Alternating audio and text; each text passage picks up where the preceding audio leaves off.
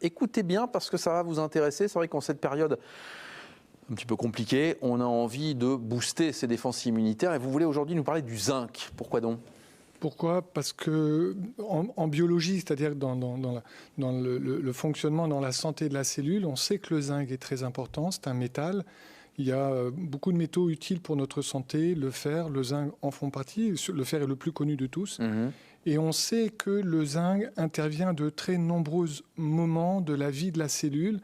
Elle intervient à la naissance, le zinc intervient à la naissance de la cellule. On dit que le zinc participe à la synthèse de l'ADN, le noyau, le disque dur. D'accord. Le zinc intervient aussi dans, on dit 300, on a évalué le nombre 300 réactions enzymatiques. Donc les réactions enzymatiques, ce sont les enchaînements de mouvements d'électrons ou d'interactions entre telle ou telle molécule. Donc ça a un rôle dans une multitude de fonctions.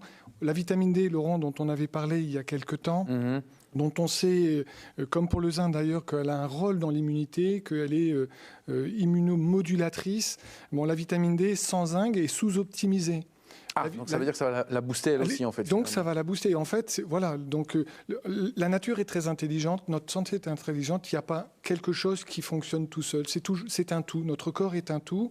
On le sait dans le fonctionnement d'une voiture. À aucun moment on prendrait juste le démarreur en disant on va démarrer tout seul. Non, il faut un moteur, il faut de l'essence. Mais finalement, la santé c'est exactement la même chose. Et c'est dans le détail que ça se joue. Tout est en détail avant d'être visible. Tout est invisible avant d'être visible. Et le zinc est vraiment un métal important. Alors, mon épouse travaille en pharmacie, Laurent, et aujourd'hui, elle me dit qu'on voit de plus en plus de patients qui font la démarche, de personnes qui font la démarche de venir en pharmacie parce que l'information circule, de prendre du zinc en complément alimentaire, en comprimé. Et véritablement, aujourd'hui, c'est vraiment vers ce type de démarche qu'il faut se tourner parce que, on en parlera, mais le zinc, on le trouve bien sûr dans l'alimentation.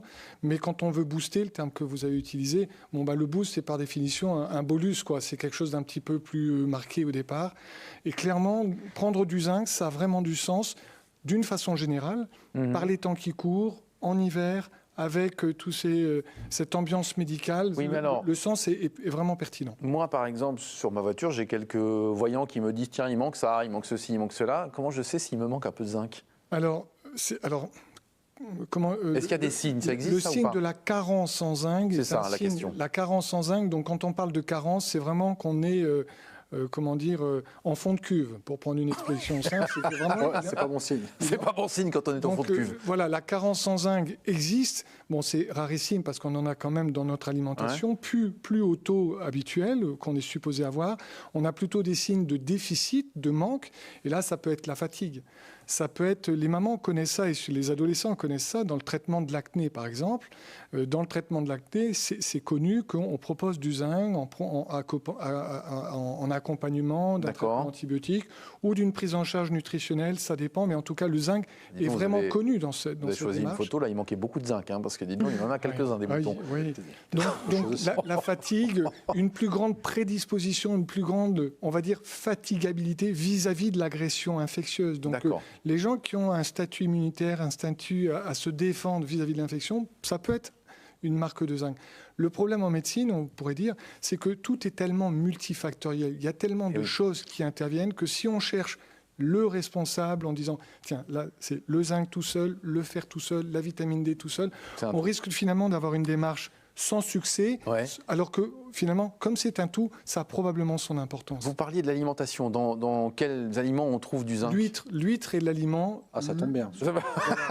Vous aimez les huîtres, vous ? J'aime beaucoup les huîtres. L'huître est l'aliment... Je note. Voilà. Le crustacé, je pense qu'on dit crustacé, le fruit de mer, pardon, le plus riche en zinc. Les crustacés en général, les produits laitiers, l'œuf, la viande, voilà. Peut-être plus abordable le produit laitier que l'huître, toujours facile. Mais le problème dans l'alimentation, si vous voulez, c'est que comme les conditions de culture ont changé, les sols se sont appauvris, on a moins de zinc disponible dans l'alimentation. Donc c'est pour ça que la supplémentation a du sens.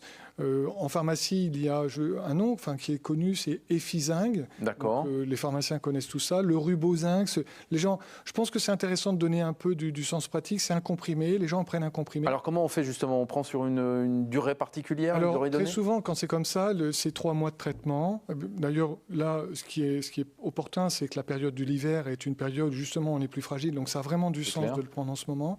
Ce qu'il faut savoir, c'est que le zinc est volontiers en compétition avec d'autres éléments de l'alimentation, notamment le fer.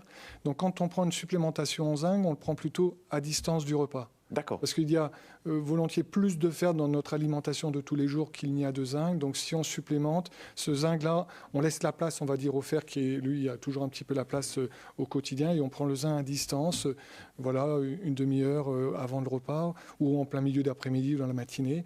Il faut savoir que le zinc, l'absorption du zinc est aussi diminuée quand vous consommez du thé, du café. Bon.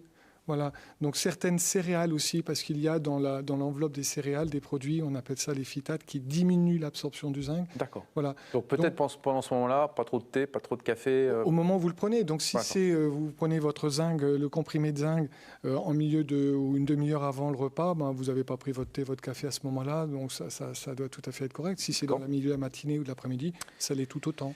On l'a bien compris, c'est donc le moment de se booster avec vous, mon cher Olivier Monkemel. Vous avez entendu Lisa, donc un petit traitement tout de suite. Vous allez, juste après l'émission, à la fin. Un peu de vitamine D aussi, puisque c'était la chronique précédente. Et c'est important aussi en ce moment. C'est bien ça. Mais oui. La vitamine D est très utile, vraiment très utile. Il y a une quantité à tel point, Laurent, c'est qu'aujourd'hui, le législateur a décidé de ne plus rembourser la prise de sang pour contrôler le taux de vitamine D, estimant que ce besoin est tellement, évident, affirmé, que la supplémentation d'emblée est logique sans passer par la prise de sang.